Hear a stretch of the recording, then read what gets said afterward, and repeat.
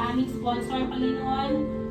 Buksan mo, Panginoon, ang pintuan ng langit at ibuhos mo, Lord, ang pagpapala sa kanila. At ganoon din sa aming admins, patuloy mo silang bigyan ng kalakasan, Panginoon. Salamat sa pagmamahal din na binibigay nila sa aming mga anak. Sa pangalan ni Jesus, ito ang aming dalangin.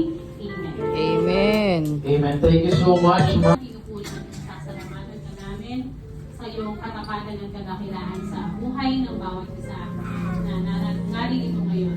Lord, mapasaya ngayong araw na to.